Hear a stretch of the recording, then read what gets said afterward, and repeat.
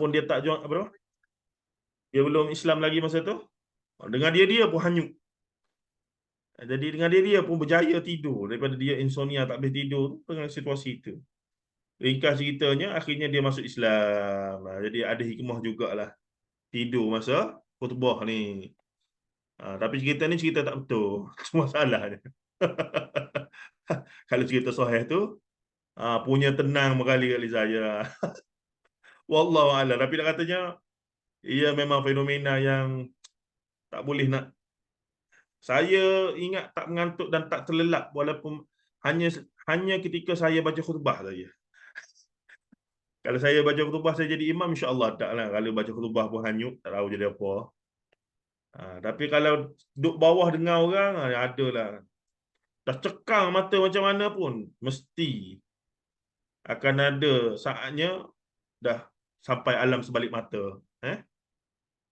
Tiba-tiba sedar. Lagi teruk sedar tu, kat mana ni? Beberapa saat, aku kat mana ni? Tu asam garam mendengar khutbah ya.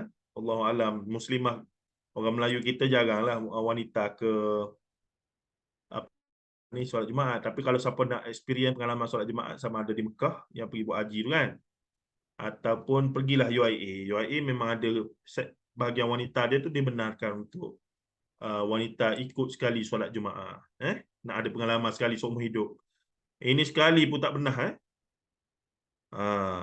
Dalam mazhab Syafi'i tidak ditekankan, tapi cumanya untuk pengalaman saya fikir wajar juga.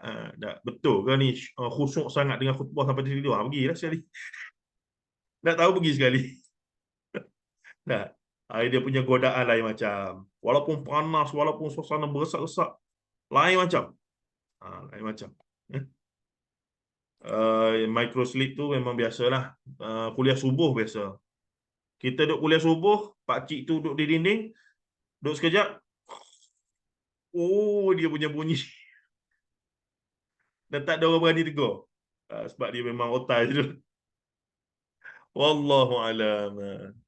Kak Norizan kata minum teh hijau. Teh hijau yang susu tu ke? Ke teh hijau kosong? Kak Norizan. Teh hijau susu ke macam mana? Green tea tu. Green tea tu macam lemak manis tu. Kosong. Okay. Boleh diusahakan insya-Allah.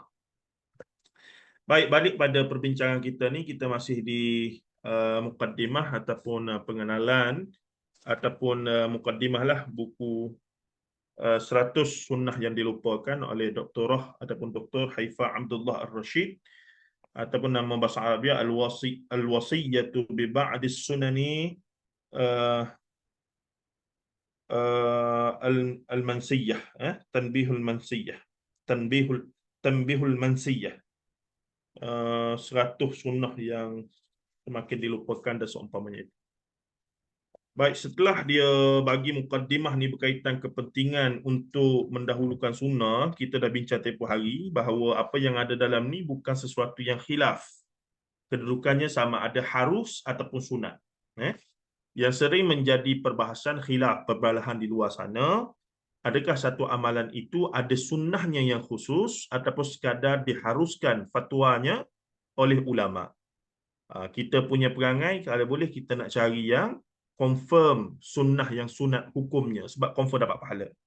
Tapi bagi setengah orang, kalau dah biasa diamalkan turun-temurun menggunakan dalil umum dan ada ulama haruskan, why not kita teruskan saja. Kita kata okeylah, tak nak bergaduh, tak apalah, awak buatlah yang awak punya, saya nak buat yang saya belajar. Itu sikap yang umum lah sepatutnya begitu ya.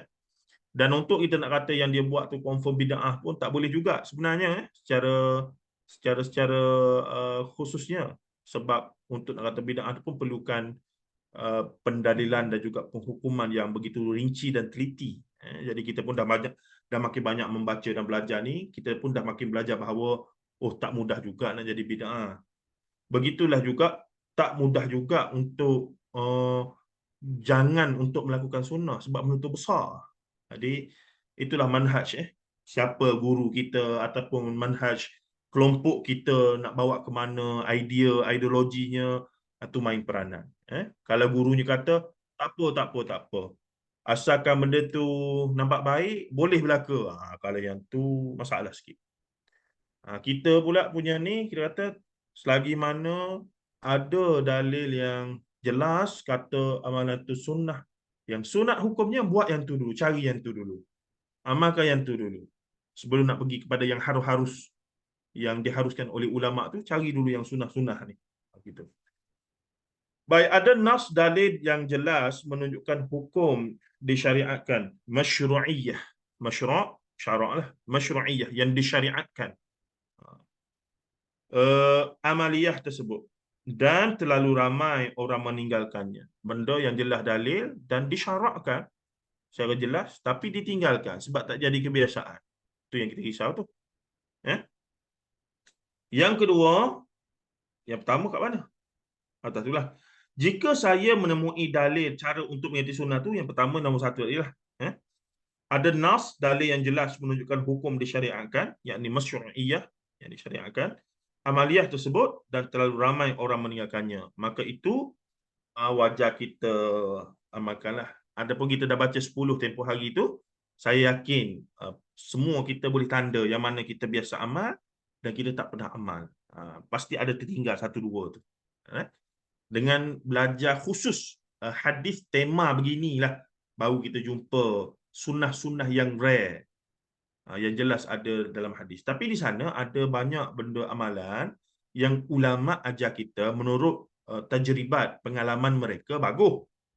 Tapi kita salah sangka, umat salah sangka ianya adalah sunnah Rasulullah SAW. Yang ni isunya bukan pada amalan tu, tapi pada pegangan, kefahaman tu. Contoh yang saya selalu sebut apa dia?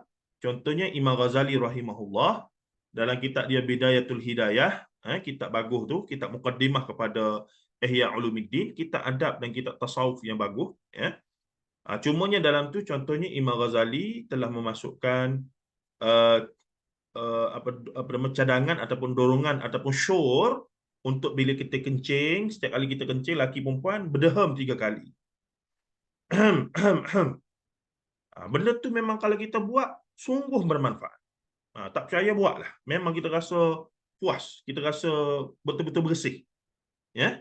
Kemudian barulah basuh dah seumpamanya. Tapi bila benda tu terlalu masyhur dan yang karang pula Imam Ghazali sendiri rahimahullah taala, maka saya yakin kalau tak percaya boleh buat eksperimen sendiri, tanya orang tua, pak cik atau acik kalau kencing berdehem tak berdehem. Nabi suruh tak macam tu? Saya yakin akan ada yang kata Nabi suruh. Sedangkan dari sudut hadis nas tidak ada hadisnya. Dan itu bukan bermaksud tak bagus buat benda tu. Boleh buat, saya buat. Memang puas hati. Tetapi bila kata Nabi suruh, tu kena dalil. Macam tempoh hari juga saya sebutkan viral apa dia? Seorang Habib didakwa sebagai keturunan Habib daripada Indonesia. Dia tunjuk ada orang rakam, orang tanyalah Habib macam mana cara nak Rasulullah berhadas, berhadas, hadas kecil, hadas besar. Dia pun tunjuk beginilah cara Rasulullah duduk. Dia pun bertinggung lah. Dia letak kaki sebelah ke atas, kaki belah kiri ni ke bawah, tahan punggung kat bawah. Jadi macam duduk bertinggung. Adalah cara dia tu. Macam nak menari Kuda Kepang pun ada juga tu. Apa nama ni, apa? Johor punya apa tu? Yang gitu-gitu tu. Zapin. Tapi bukan maksud saya nak kata sama dengan benda tu. Jangan kata saya hina Zapin tu pula. Tidak. Maksudnya ada kaedah duduk dia tu, style duduk dia tu. Jadinya style duduk itu, jadi dakwaannya Habib tu kata beginilah Rasulullah kencing dah berak. Sedangkan dalam hadis semua tak ada. Semua tak ada. Kita pula duk fikir, kita balik rumah kita sekarang jadi mangkuk tandas semua kan, mangkuk tinggi tu. Nak duk bercangkung macam tu macam mana? Masalah lah. Jadi sebenarnya tidak begitu. Tidak pun. Tapi kalau nak buat, tidak ada masalah. Kalau kita selesa macam tu, memang kita rasa selesa dan bagus macam tu, sila, fadal. Tetapi untuk nak kata begini macam hamba Allah yang dikatakan Habib tu disebut beginilah cara Rasulullah mencangkung ataupun duduk bila nak qada hajat. Tidak, kita katakan tak sahih lah benda tu ya. Jadi amalan satu nak menyandarkan kepada Rasulullah tu satu lagi. Baik. Jadi yang kedua, Dr. Haifa ni kata, jika saya menemui dalil daripada imam terdahulu atau ulama kontemporari yang menjelaskan hal itu sunnah yang ditinggalkan, maka saya sebutkan ucapannya sebelum masalah atau pujian terhadapnya. Jadi, selain daripada dia sendiri cari, jumpa dalil itu dalam kitab-kitab hadis, tapi kalau dia jumpa contohnya Imam Baihaqi kata, Imam Tirmizi kata, ataupun Syekh Dr. Yusuf Qardawi kata, maka dia pun consider juga termasuk dalam yang dia masukkan dalam buku dia ni. Maksud sini dia sedang cerita pada kita data-data yang dia ambil dari sudut akademiknya. Data-data yang dia ambil itu, pertama dia cari sendiri dalam sumber utama mu'tabar, iaitu kitab-kitab hadis. Yang kedua, kalau yang dia tak jumpa, maka dia sandarkan pada ulama-ulama yang kata. Ulama-ulama ni bukan ustaz kampung kita lah, bukan ustaz kita. Tapi ni ulama yang terdahulu yang sudah mengarang tentang hal tersebut. Baik. Yang ketiga dia kata saya berupaya berusaha tu. Berusaha untuk tidak menyebut selain daripada dalil yang sahih.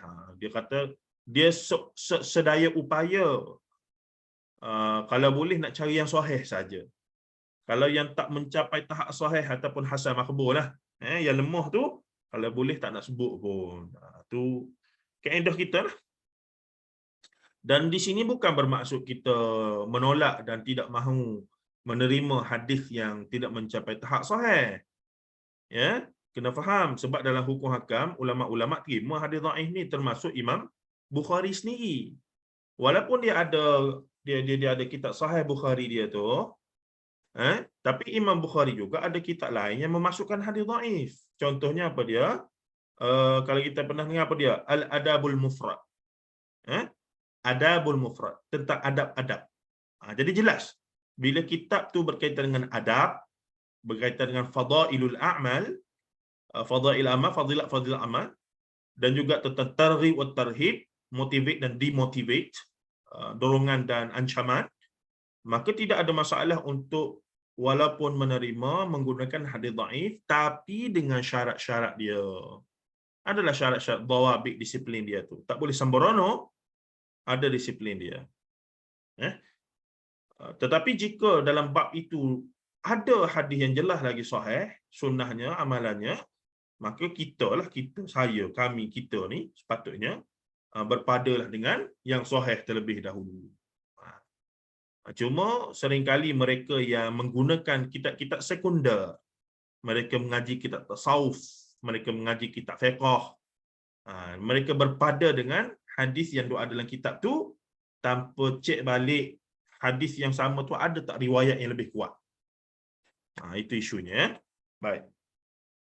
Seterusnya, dia kata dia berupayalah untuk tidak menyebut selain dalil yang sahih dengan bersandarkan hadis-hadis yang dikeluarkan oleh dua imam besar, iaitu Muhammad bin Ismail al-Bukhari dan anak murid dia Muslim bin Hajjaj As-Saqafi, iaitu Imam Muslim. Jika hadis bukan pada selain keduanya, maksudnya jika hadis itu bukan daripada kedua yang Sahih Bukhari Muslim tu, saya akan takhrij, dia kata, dia akan nyatakan sumbernya. Kalau Bukhari Muslim, dia tak cerita panjang-panjang. Riwayat Bukhari, riwayat Muslim, cerita. Kita fiqh, kita letak percayaan situ. Tapi kalau selain pada dua dia akan letakkan takhrijul hadis, yakni kenyataan tentang sumber ambilan asalnya daripada mana. Dan saya cantumkan ucapan para ulama yang mensahihkannya. Baik ulama kuno ataupun ulama dululah turaf ataupun klasik maupun kontemporari ataupun muasirah. Muasirah ni semasa. Al-Bukhari dan Muslim atau salah satu di antara keduanya menisbahkan kepada salah satunya sudah cukup untuk mengesahkan kesahihannya sebagaimana diketahui semua orang. Yang paling kuat Bukhari dan Muslim, muttafaqun alaih namanya.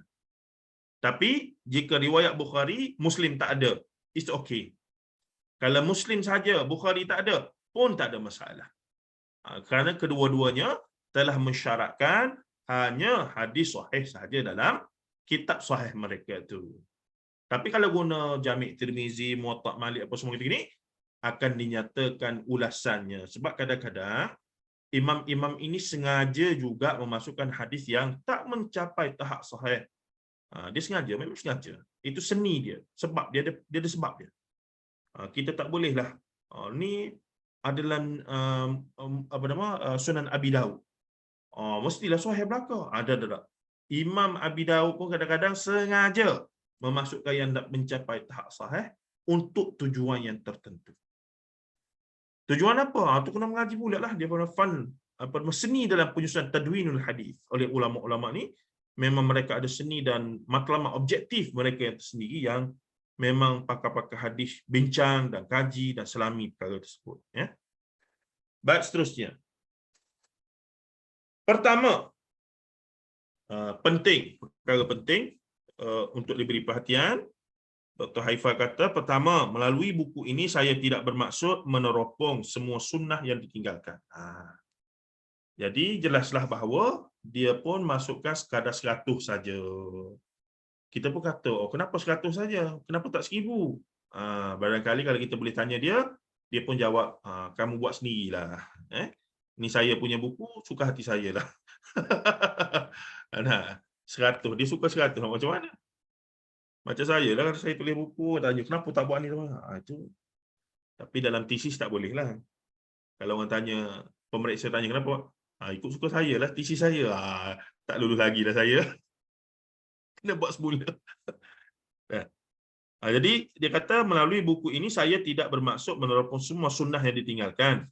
Saya tidak akan mampu, dia kata, mengumpulkan semuanya di sini. Jika saya menunggu sehingga semua terkumpul, buku ini tidak akan ada serinya lagi. Maksudnya lama sangat. Jadi keterujaan pun dah lalas sekali tak ingat dah.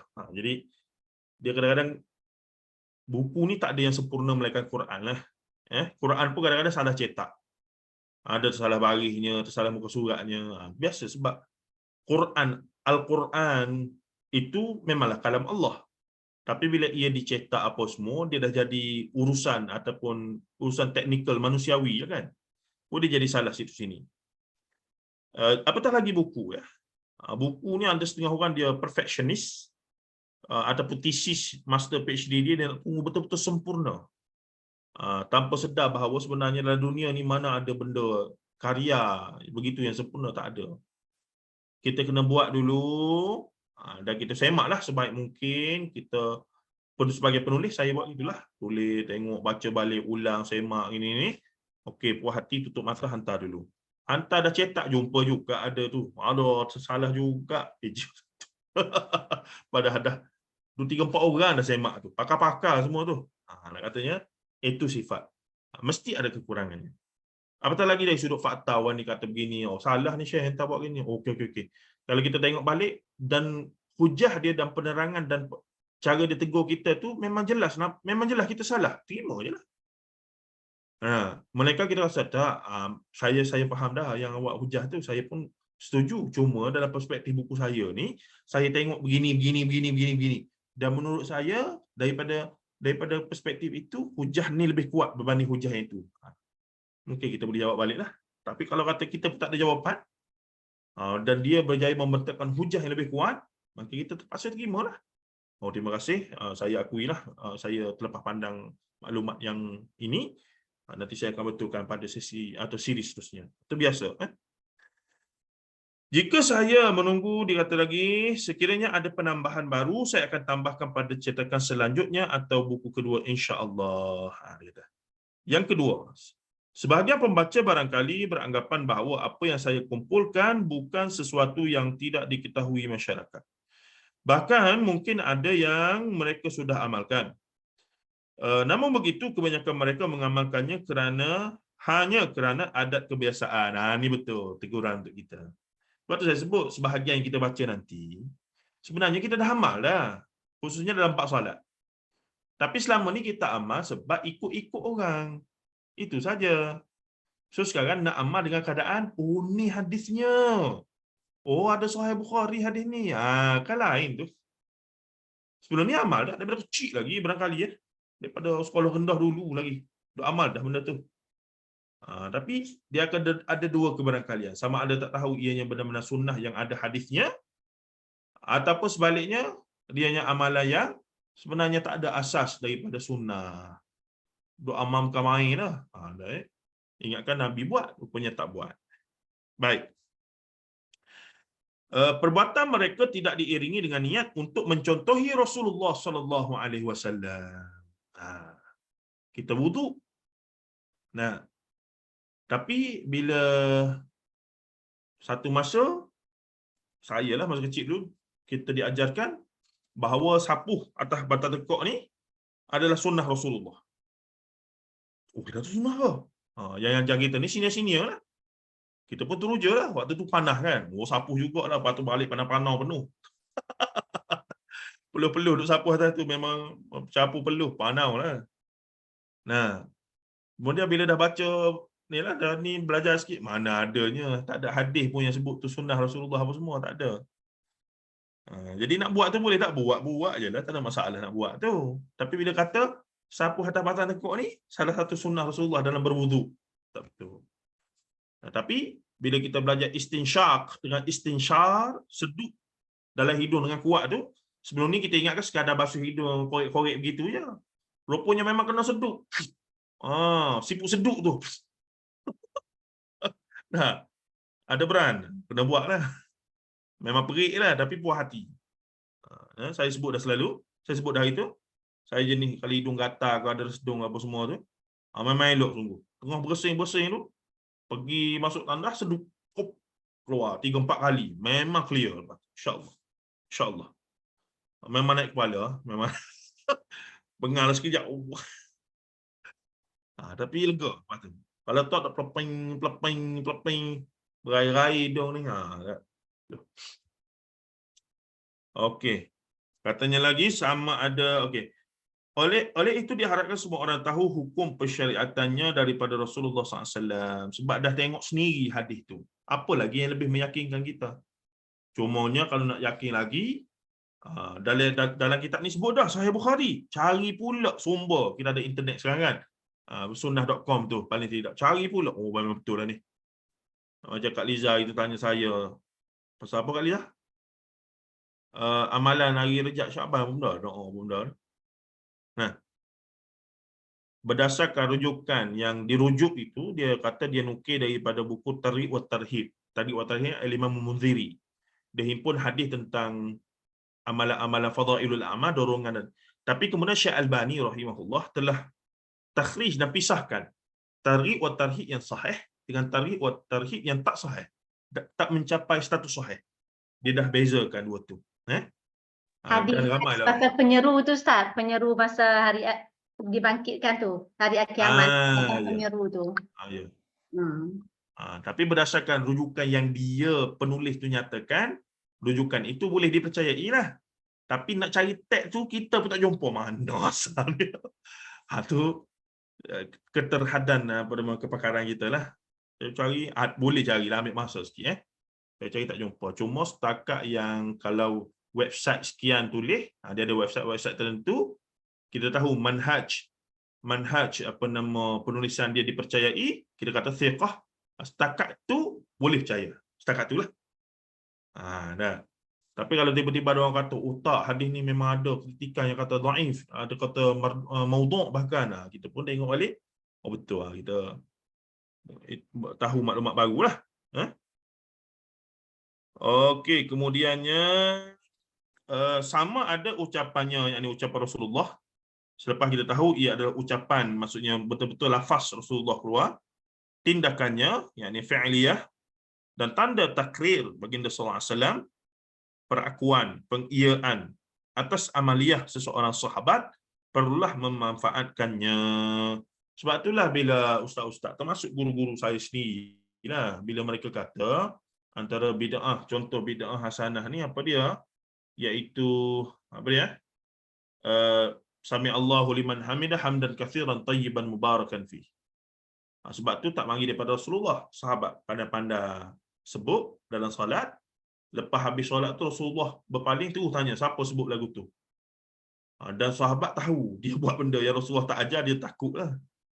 Kemudian Rasulullah bersebut, aku melihat malaikat berebut-rebut nak ambil pahala tersebut, barulah dia mengaku aku ya Rasulullah sebut gitu. Dan itu perakuan takrir Rasulullah SAW. Jadi sebahagian ustaz-ustaz kita kata, ini menunjukkan sahabat pun buat benda. Dia guna istilah bid'ah situ, bid'ah hasanah. Tapi yang hasanah, saya katakan bid'ah hasanah apa? Rasulullah bercokong depan dia tu. Rasulullah yang endorse benda tu. Jadi itu sunnah sahabat yang Rasulullah sendiri approve. Itu bukan bid'ah hasanah. So-called sebagaimana mereka duk faham tu. Gitu ya. Okey, kemudiannya begitulah juga dengan solat tarawih.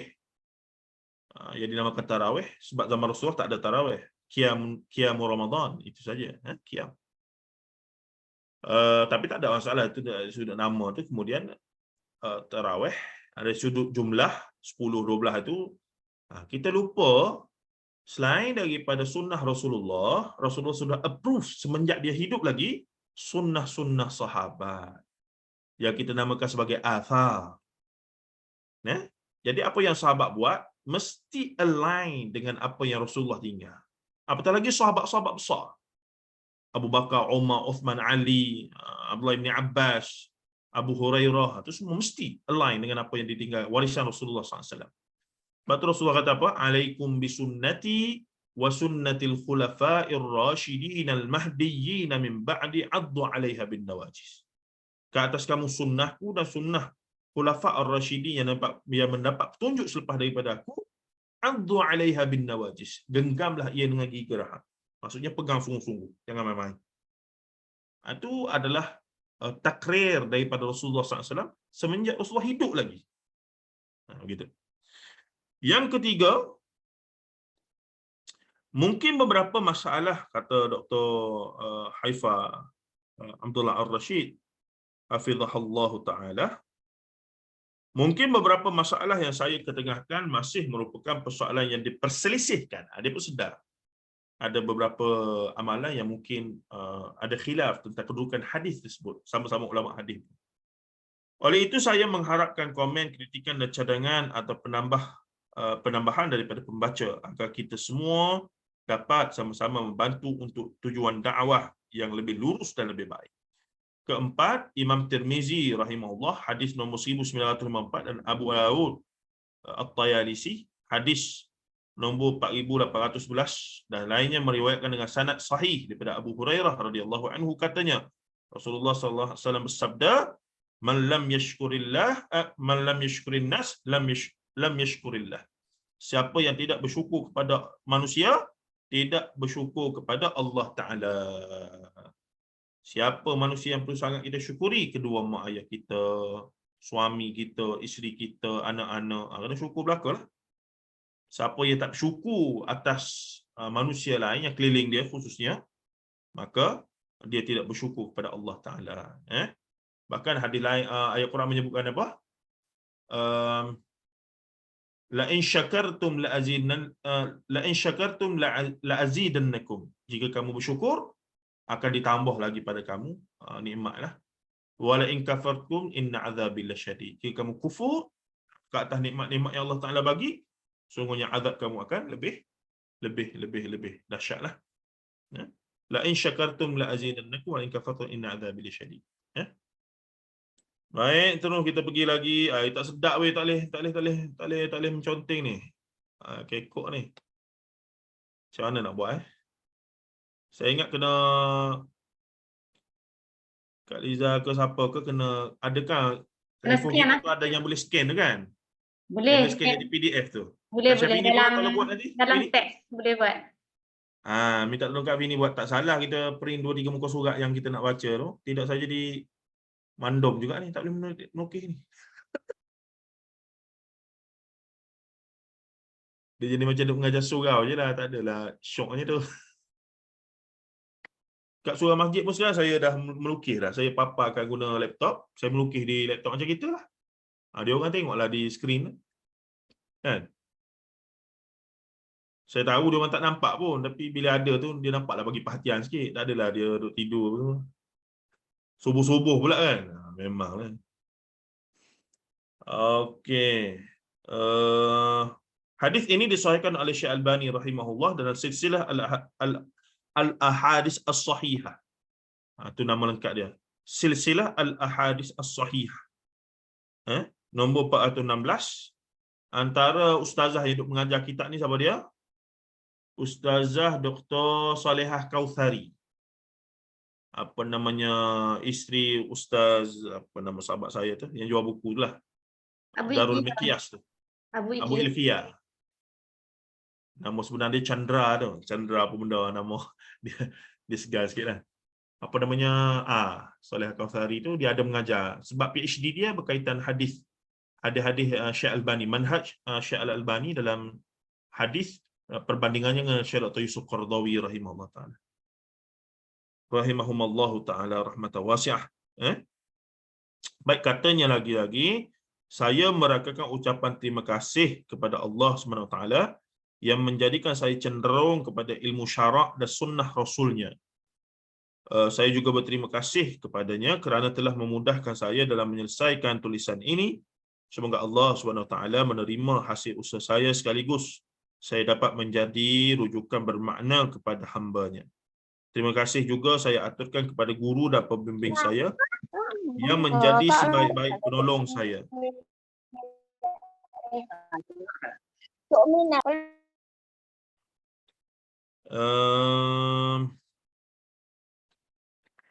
Iaitu Ustazah Mudha binti Abdullah Al-Julham. Semoga Allah Mudha tu. Kena tengok yang bahasa Arab tu. Semoga Allah SWT membantunya dalam semua masalah, memberi keredaannya, meninggikan darjatnya dan memberinya balasan yang setimpal. Terima kasih juga saya ucapkan untuk siapa sahaja yang telah membantu saya, terutama berkaitan dengan takhrijul hadis, terutamanya kepada saudara Abul Abbas Adil bin Mansur. Semoga Allah SWT memberinya bimbingan, menambahkan ilmu dan amalannya kerana telah memberikan sumbangan yang berharga iaitu meneliti buku ini.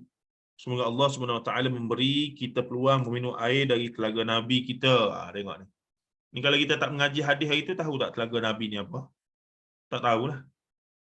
Haudun Nabi, Al-Haud. Yang kita akan sampai untuk minum air daripada telaga tersebut. Sehingga kita tidak kehausan lagi insya-Allah sesudahnya. Lam yazma abada. Tidak akan dahaga selama-lamanya selepasnya.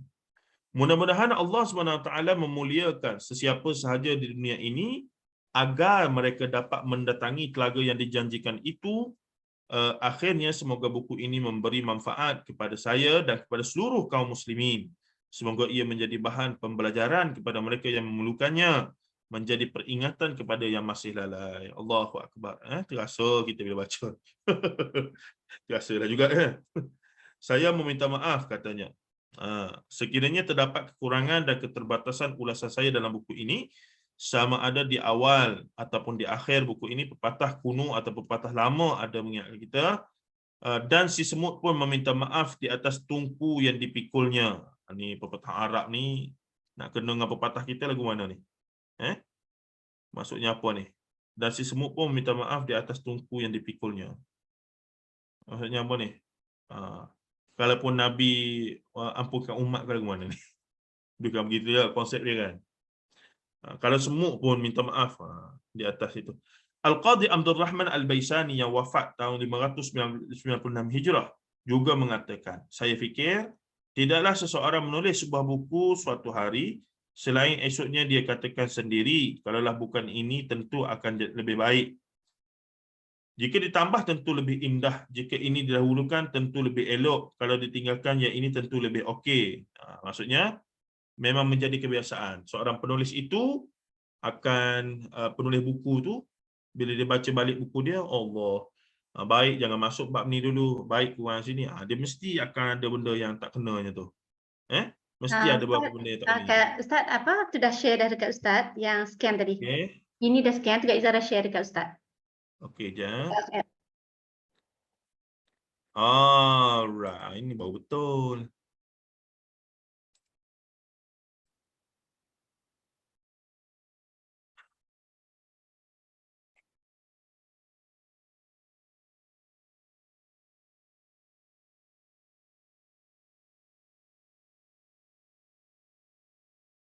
Ya.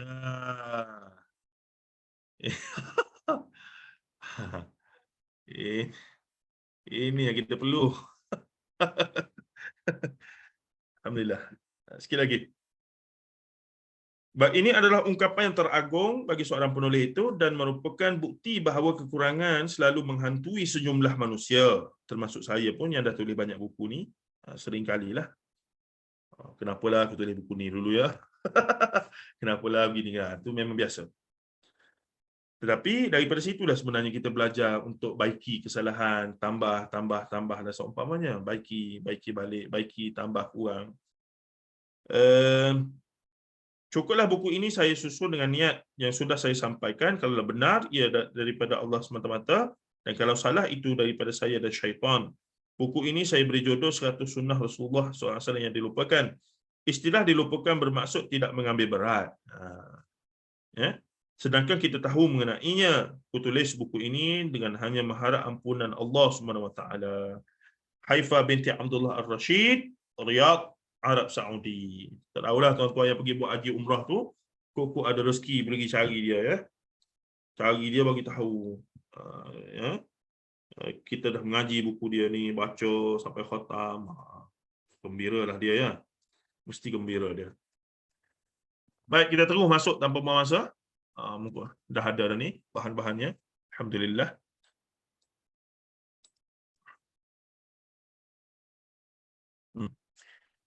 Oh, cantik jadi memang jadi PDF yang ni dah ada dah. Baik, kita masuk terus pengenalan. Jangan berfikir sunnahnya, berfikirlah kepada kesan positif dan kelebihannya, fadailnya, fadilatnya. Maksudnya jangan fikir tentang sunnahnya ni berat ke tidak nak buat dan seumpamanya begitulah. Tapi fikirlah kalau kita duk buat benda ni selalu, jadikan amalan, betapa ia akan meninggalkan kesan yang positif dan banyak kelebihannya dan seumpamanya ya. Okey, baik. Kata musannif rahimahullah taala, muallifah, pengarang kita ni, Dr. Haifa bin Abdullah Ar-Rashid, kebanyakan orang akan bersifat negatif apabila diajak pada amalan yang bersifat sunat.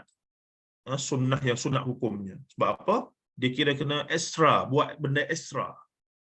Jadi benda ekstra ni memerlukan effort yang lebih dan juga memerlukan, kita kata ialah benda tak wajib tapi kalau buat benda tak wajib tapi kalau buat bagus.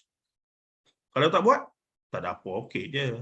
Lepas tu Syekhuna Fadilatul Syekh Dr. Abdul Basit Abdul Rahman selalu sebut sunat ni buat dapat pahala, tinggal kita rugi. Barulah mungkin rasa sedikit rasalah datang rasa tu untuk nak buat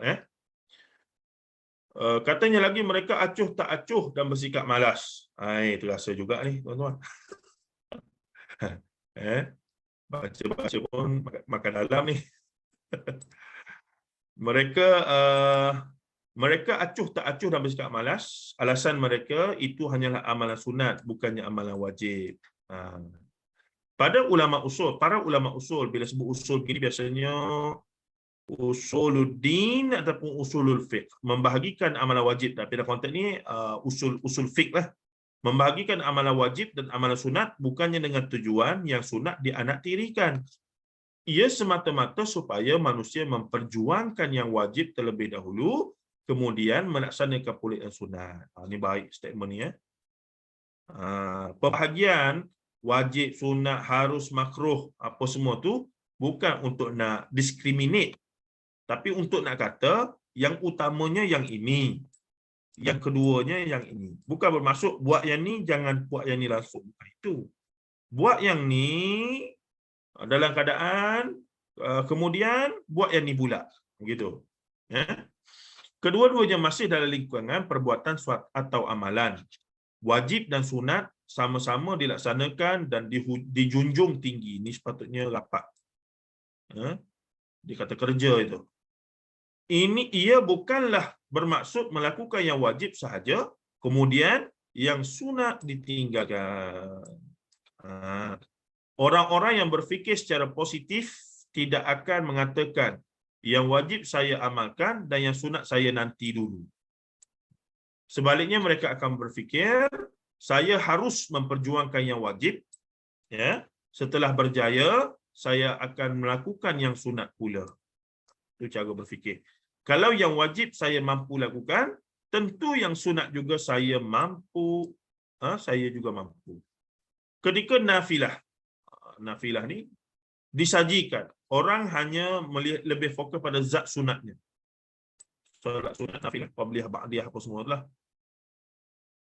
Bukan kepada kesan positifnya. Itulah sebabnya mereka tidak tertarik untuk mengerjakannya. Cara berfikir seperti ini perlu diperbaiki supaya dapat mencapai kualiti diri. Amalan sunat adalah seperti tabungan kita. Oh, menarik. Yang boleh digunakan untuk menampung amalan wajib kita yang tidak sempurna. Solat Zuhur. Jika ada kekurangan solat Zuhur ni, ditampung oleh qabliyah dan ba'diyah. Qabliyah ba'diyah biasa kita buat dua-dua. Tiba-tiba ada di sana hadis yang kata siapa yang buat 4 rakaat sebelum dan selepas Zuhur, pahalanya sekian-sekian, dan hadis itu sahih. Jadi cabaran pula untuk kita nak solat sunat 4 rakaat ni. Sebab tu kita tengok sahabat kita daripada kalangan mazhab Hanafi, mazhab Hanafi memang rajin betul solat. Masuk je surau masjid, solat sunat. Duduk sekejap, bangun solat sunat. Duduk sekejap, bangun solat sunat. Dia memang ditrain. Bahkan ada beberapa solat yang dianggap sebagai wajib di sisi mereka, ya. Dianggap sebagai wajib, bukan wajib. Mereka pun tak kata wajib, tapi dianggap seakan mencapai tahap wajib. Contohnya solat sunat, solat apa ya? Witir sebagai contoh, ya. Witir. Baik, kan ada viral video ada seorang dia macam jual kapek ke apa semua tu. Tanya solat berapa rakaat? Dia kata subuh 4 rakaat. Zuhur berapa? Zuhur 8 rakaat dia kata. Asar 12 tak? 12, sorry. 12 rakaat. Zuhur, asar berapa? 6. Itulah 8 ke 6. 4 je. 4 je. Tu. Jadi kita pun dengar pelik ni macam mana? Rupanya ada penjelasan. Mereka memang diajarkan daripada awal, mereka mesti solat sunat macam mana pun. Walaupun dari sudut penekanan wajib tu wajib yang tidak ain, tapi ditekankan sebagai mesti untuk solat sunat supaya menampung solat wajib tu. Kita mazhab Syafi'i tak sampai tahap tu. Tak sampai tahap tu perbahasan ini. Memanglah ditekankan sebagai sunat, cuma tidaklah ditegaskan sampai tahap seolah-olah dilihat macam wajib dan perlu tu. Mungkin sebab itulah kita setengah daripada kita lah nampak benda tu tak berapa berat, tapi setengahnya yang rajin-rajin saja, tak ada masalah,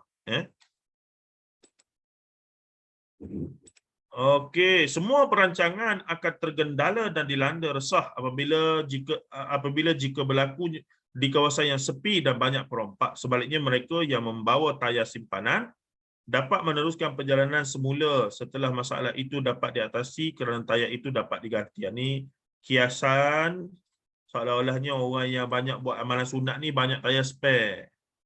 Untuk satu perjalanan yang panjang menuju akhirat yang abadi tu, tiba-tiba tayar pancit ke tengah jalan lagu mana, orang yang bawa banyak amalan sunat ni banyak bawa tayar spare. Banyaklah bawa dia punya bekalan-bekalan tambahan. Yang wajib selesai dah. Cuma yang sunat tu pun banyak juga. Tapi bagi setengah orang dia kata yang wajib pun tak selesai lagi ni, nak buat yang sunat lagu mana? Dia juga tu. Kenalah selesai yang wajib dulu. Kesan daripada amalan sunat bukan perkara kecil. Nabi SAW sendiri mengatakan bahawa amalan sunat adalah penampung kepada amalan wajib yang kurang sempurna. Amalan sunat menjadikan seseorang lebih dicintai Allah Subhanahu Wa Taala. Istilah mana yang lebih istimewa daripada istilah cinta? Kalau orang tanya kenapa buat begini ni? Tak adalah. untuk menunjukkan rasa syukur pada Allah. Itu jawapan Rasulullah bila orang tanya, kenapa yang dia solat sunat malam sampai bengkak kaki apa semua itulah. Afala akuna abdan syakura apa boleh jawab. Apakah salah aku menjadi abdan syakura, hamba yang bersyukur, hamba yang berterima kasih, hamba yang mengharapkan cinta daripada Rabb-nya, gitu. Dengan cara yang betul. Sebab di sana ada orang yang buat ibadah, beberapa orang sahabat yang datang jumpa isi-isi Rasulullah tu, golongan yang ghulu, yang melampau. Pada mereka, amalan mereka okey. Rupanya tak ikut SOP. Memandai-mandai. Tak boleh lah. Allah SWT berjanji mencintai hamba-hambanya yang melakukan amalan sunat. Okay. Jika Allah sudah cinta, dia akan menjaganya. Bahkan kerana cintanya, dia tidak akan membuatkan kita merasa kesakitan sekalipun semasa mencabut nyawa dari badan. Sebuah hadis menyatakan dengan jelas. Okey, bagi perhatian ya. Ni kita dengar, jarang kita dengar ni. Dia tidak akan membuatkan kita merasa kesakitan sekalipun semasa mencabut nyawa dari badan. Yang kita tahu setakat ni apa dia? Mati syahid ya. Mati syahid, mati yang tak sakit, rasa macam digigit semut saja. Itu hadis sahih sebut. Sekarang ni Dr. Haifah datangkan satu statement bahawa berkaitan dengan amalan sunat ni boleh sampai satu peringkat bila Allah Taala bagi kelebihan, iaitu tidak merasa kesakitan sekalipun semasa mencabut nyawa. Jadi daripada mana dia dapat dati? Saya tak pernah tahu ni. Dan dia kata daripada Abu Hurairah radhiyallahu anhu, Rasulullah SAW bersabda, Allah berfirman, maksudnya bila Allah berfirman, ada apa ni? Hadis qudsi. Hadis qudsi. Sesiapa yang memusuhi waliku. Wali di sini kita tahulah wali di sini apa, terjemah literalnya kekasih. Kekasih Allah ni siapa? Orang soleh. Orang yang jaga halal haram, sembahyang, puasa, zakat, haji. Kekasih Allah lah. Bukannya wali ni, wali terbang apa semua itu begini. Wali-wali yang difahami oleh orang Melayu ni. Ini masalahnya. Wali di sini adalah kekasih Allah. Yang Allah jaga, dia dah bagi kelebihan tertentu yang dia tak minta. Dia tak pernah minta. Hujan lebat di luar sini ni. Bagaimana situasi di sana? Masaklah nak balik petang ni Okey, baik. Kemudian hamba-hambaku akan dekat kepadaku apabila dia melakukan apa yang aku suka daripada apa yang telah aku wajibkan kepadanya. Jadi hamba-hambaku akan dekat denganku, kata Allah, apabila dia melakukan apa yang aku suka daripada apa yang telah aku wajibkan kepada mereka. Jika hamba terus menerus mendekatkan diri kepadaku dengan amalan sunat, maka aku mencintainya. Okay. Jika aku telah mencintainya, maka aku semua hujan ni tak ada apa. Kita kira balik malam ni lah. Isyak. Balik masa ni cari pasal ni. Sarjana utama panas terik. Tu dia. Kak Syairah orang sarjana ke? Sarjana. Okey. Oh, Hilpa ajalah. Yang Kak Liza pergi tu kan? Okey.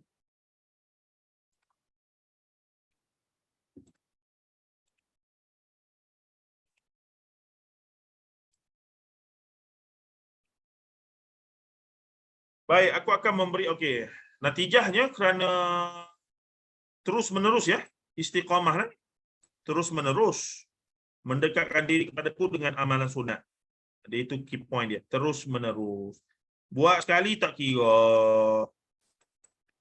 Jadi dalam hadis lain, buat benda kecil tapi istiqamah, lebih Allah Ta'ala suka berbanding buat benda besar sekali saja. So, carilah amalan-amalan sunat yang kecil yang kita seolah-olah kita wajibkan untuk diri kita, amalan tu istiqamah sampai kita mati. Itu akan jadi betul-betul bekalan kita di hadapan Allah Taala esok. Apa-apalah. Saya pastikan diri saya baca surah Fatihah 100 kali sehari, tak akan kurang. Pandai-pandai. Tapi jangan kata Nabi sallallahu alaihi wasallam suruh. Nabi tak ada suruh. Bacalah 100 kali sehari Fatihah. InsyaAllah bebas azab kubur. Tak ada. Tapi kita buat dalam keadaan faham. Baca Fatihah tu adalah satu, ada fadilat umumnya, iaitu baca Fatihah. Dan dan itu amalan yang kita nak istiqamah sampai mati. Nah, carilah.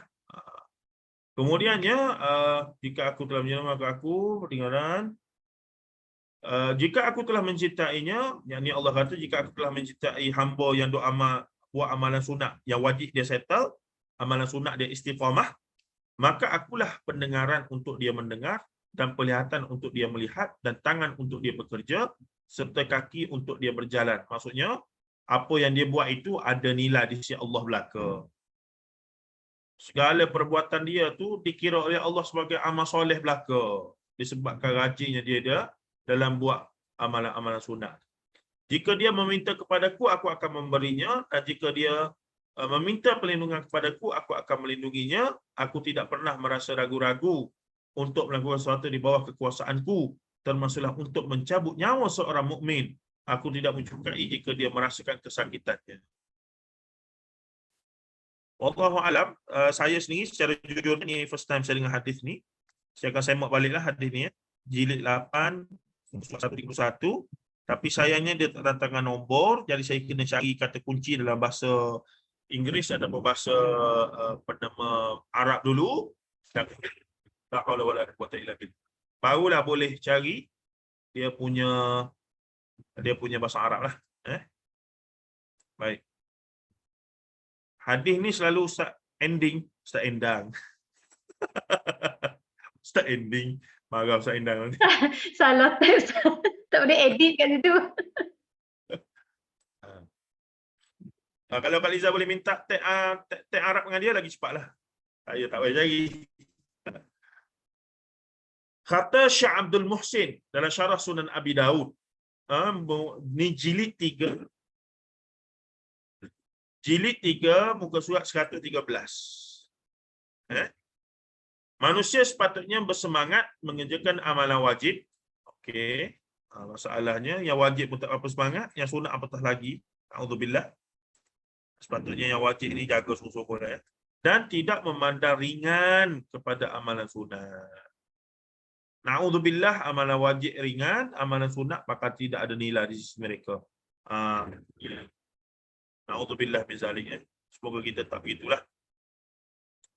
Ini kerana sikap memandang ringan kepada amalan sunat lambat laun akan menjadikan dia turut meringankan amalan wajib. Betul sungguh ya. Pengalaman ke? Tanyalah diri sendiri masing-masing.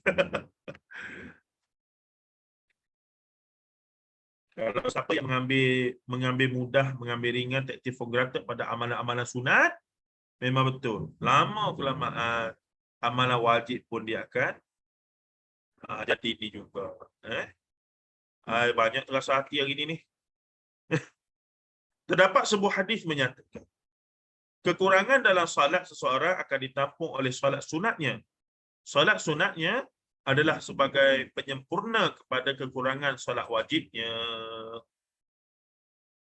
Menurut Imam Ahmad bin Hanbal rahimahullah ta'ala, orang yang tidak pernah salat witir adalah orang yang sangat buruk kualiti salatnya. Sebab itulah, nak dapat tidak, kena juga kita berusaha, sehingga ulama sebut, paling tidak seminggu sekali. Kalau tak boleh hari-hari pun, sepatutnya hari-hari. Rasulullah buat hari-hari solat witir. Tak boleh sehari sekali, seminggu sekali, sebulan sekali, setahun sekali. Setahun sekali pun tak buat bulan puasa, matilah, meninggal lebih elok. Maksud begitulah ya. Tidak, paling tidak kita bulan puasa mesti kita buat lah kan. Iaitu ketika solat sunat tarawih, ada solat witir ujung tu. Tu habis malas lah tu. Habis malas sungguh dah tu. Maksudnya kalau tak buat juga bulan puasa tu apa dia? Maksud dia tak solat sunat, dia tak solat tarawih dah tu. Oh, dalam buku siapa ada teks Arab? Sekejap. Tu Ustaz, ada kat kopi teks Arab dia tu. Dia baca kat situ.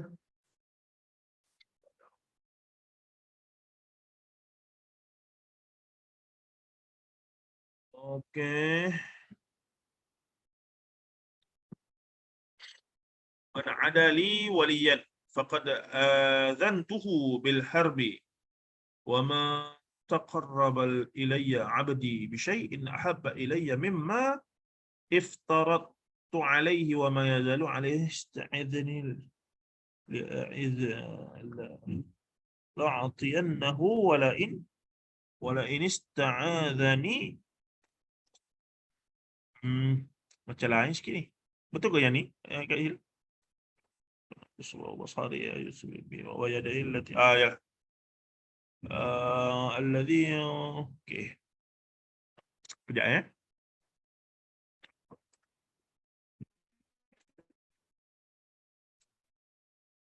Tu dia punya matan hadis dia.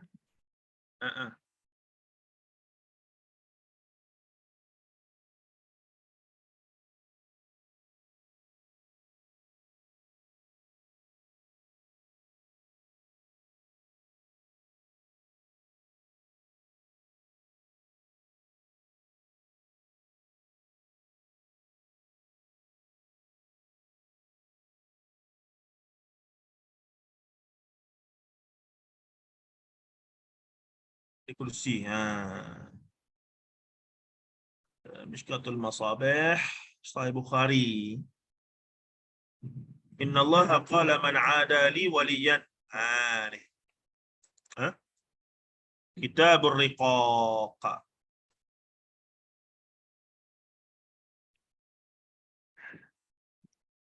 Okey. Okey, ada beza sikit dari sudut terjemahan. Kalau tengok yang ni wa in ista'adhani li'u'idhannahu wa ma taraddadtu an syai'in ana fa'iluhu taraddudi an nafsil mu'min yakrahul mauta wa ana akrahu masa'atahu.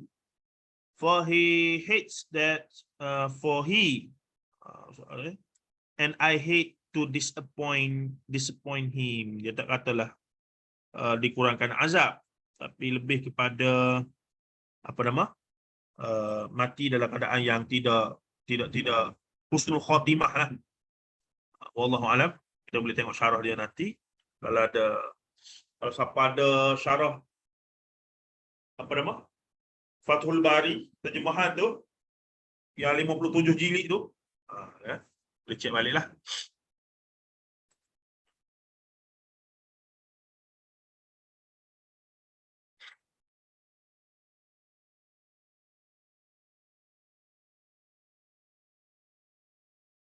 Zanila Aizanin. Okey, Bukhari. Baik.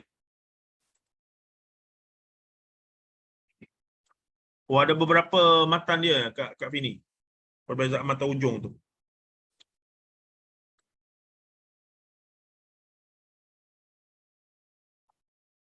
Ada banyak ni Ustaz. Yang satu yang kita jumpa ni dia tulis hadis Arba'in An-Nawawi hadis sekejap. Hadis Arba'in Nawawi yang ke-38. Dia ada beza sikit-sikit.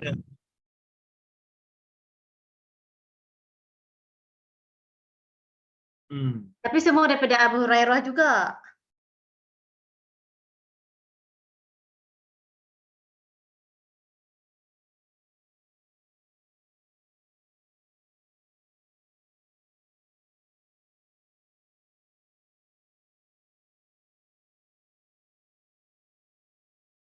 Okey, dah apa? Mishkatul Masabih. 40 hari kursi akrahu masa'atahu. Hatinhin. Secara umumnya ada fadilat yang besar lah dan yang berkaitan dengan kelegaan di akhir hayat ketika istiqamah melakukan ibadah sunnah. Dalam Al-Khulasah fi syarhil hadis al-wali, jilid 1 muka surat 155, menghuraikan maksud aku adalah pendengarannya dan seterusnya adalah siapa yang berusaha bersungguh-sungguh melaksanakan perintah Allah Subhanahu Wa Taala dengan amalan wajib kemudian dengan yang sunat, Allah Subhanahu Wa Taala mendekatkan orang itu kepadanya. Allah akan meninggikan dia dengan darjat iman kepada darjat ihsan. Dia beribadah kepada Allah secara intensif dan maksimum kerana ada kesedaran diri bahawa Allah Subhanahu Wa Taala melihatnya. Artinya syarat pengetahuan terhadap Allah Subhanahu Wa Taala cinta, keagungan, takut, mengagungkan, tenteram dan rindu kepadanya. Sehingga pengetahuan dalam hatinya betul-betul sebagai bukti untuk menyaksikannya. Kata Fudail bin Iyad, Allah Subhanahu Wa Taala menjelaskan, bohong siapa sahaja yang mengatakan cinta kepadaku namun dia tidur terus-menerus hingga meninggalkanku. Bukankah setiap orang yang cinta suka menyendiri dengan yang dicintainya? Ini aku memperlihatkan diri kepada orang-orang yang mencintaiku, yang telah menghadirkan namaku di tengah-tengah mereka dan mengajakku bicara dengan mempersaksikanku.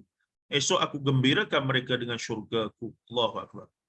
Janji Allah SWT untuk memberi dan melindungi mereka yang dicintainya dapat diperolehi dengan cara mengerjakan amalan-amalan sunat. Ini adalah sebagai motivasi, dorongan, targhib kepada kita untuk mengamalkan perkara sunat.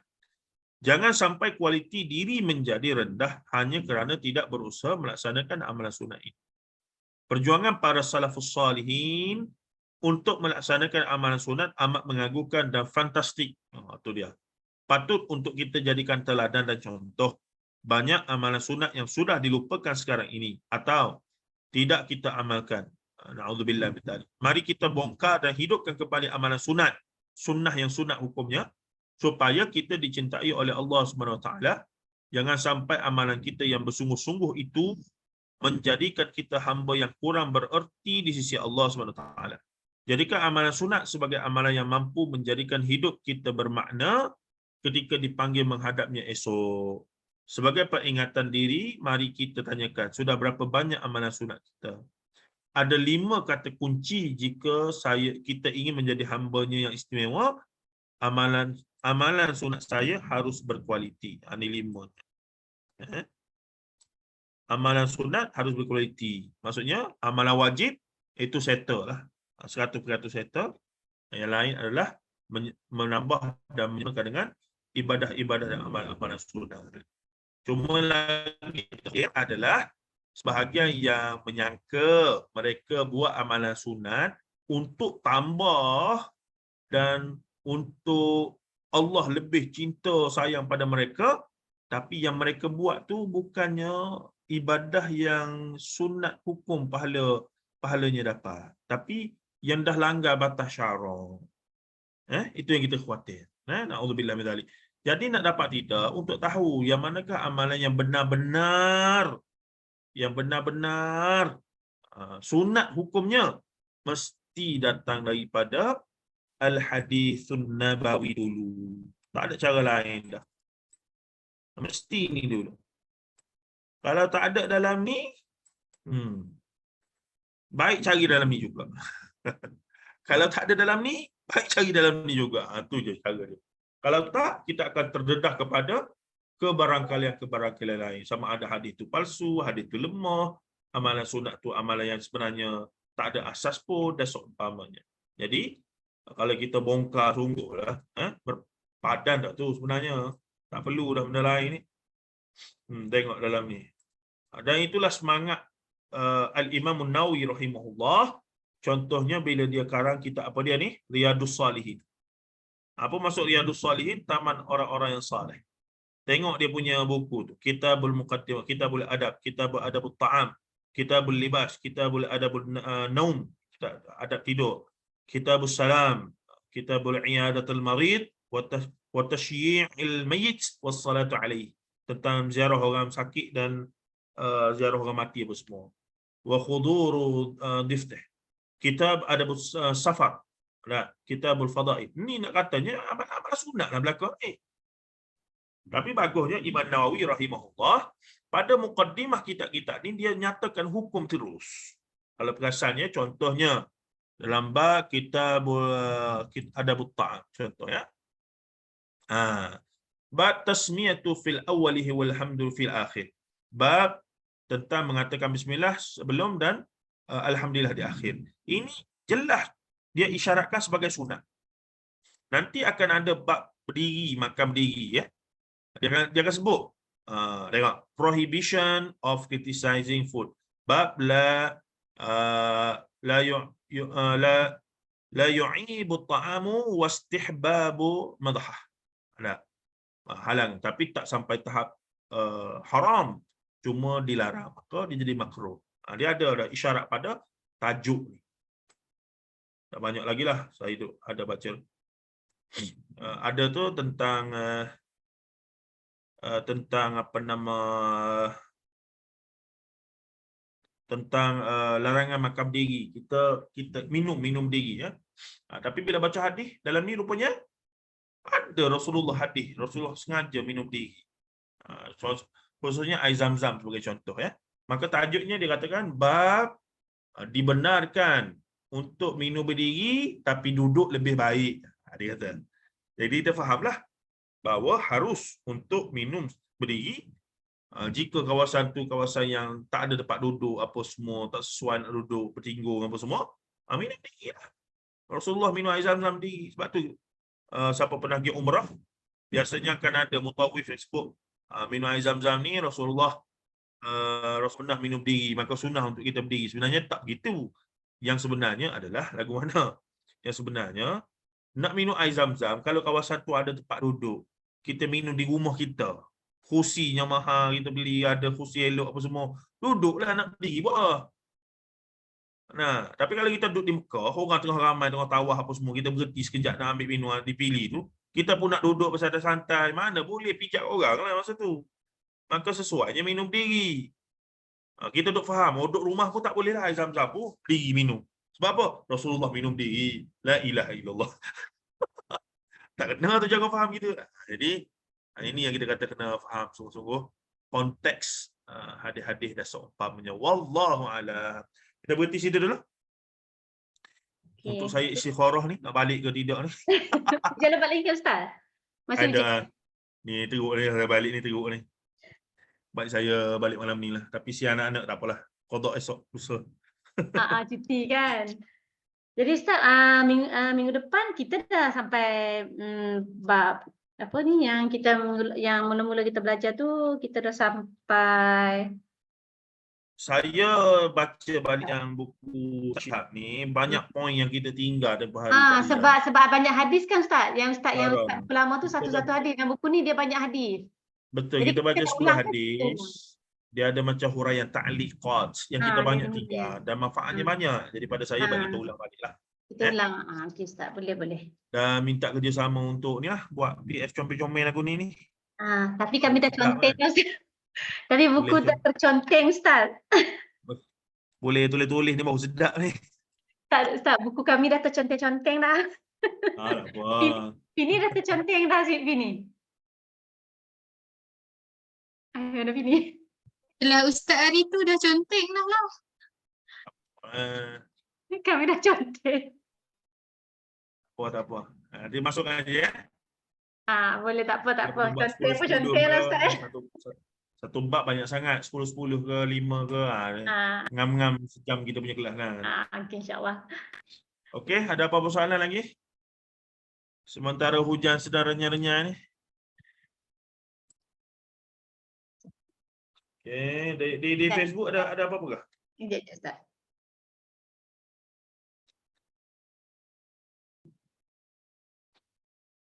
Tadi ada soalan dari FB tu yang Syahira paste tu, kalau tengah solat micro sleep tu. Di atas Maksudnya? pukul. Kalau tengah solat micro sleep macam mana? Soalan dia. Tengah solat micro sleep. Ada hadis yang kata kalau mengantuk sangat kena tidur dulu. Sebab bila tertidur tu consider dah sebatar dia sebenarnya tu. Tapi kena cek balik. Saya itu selintas saya kalau dari sudut fiknya. Cuma yang hadis yang jelasnya kalau mengantuk Rasulullah suruh tidur dulu. Maksudnya Dia macam orang solat yang dalam keadaan akal yang tak waras lah. Tak boleh. Solat tu mestilah keadaan kita sedar. Keadaan sedar. Ha. Jadi tidur dulu. Masalah tidur terlepas habis. Subuh. Itu yang berlaku ya. Dekat FB yang 7 Ustaz soalan. Tak ada soalan apa dah dekat FB ni, satu soalan tu. Wah, kita tangguh dulu insya-Allah. Jumpa lagi pada minggu depan. Okay. Jazakumullah khairan. Semoga selamat bercuti lah. Berhujung minggu Kak Syida pergi ambil anak dia ni. Okay, Okey, Ustaz. jazakumullah khairan katsira. Tak ada apa-apa. Okey, Assalamualaikum warahmatullahi taala wabarakatuh. Waalaikumsalam. Warahmatullahi wabarakatuh. Terima kasih Ustaz. Terima kasih. Akhirnya tasbih kafarah dan suratul Aus. Jazakumullah. Subhanakallah wa bihamdika asyhadu an la ilaha illa anta astaghfiruka wa atubu ilaik. Wa tawassaw bil haqqi wa tawassaw bis sabr. Sallallahu ala nabiyyina Muhammad wa ala alihi wa sahbihi ajma'in walhamdulillahi rabbil alamin. Wassalamualaikum warahmatullahi wabarakatuh. Waalaikumsalam. Terima kasih. Terima kasih semua. Terima kasih Ustaz. Terima kasih Riza. Sama. Assalamualaikum. Jadi tutup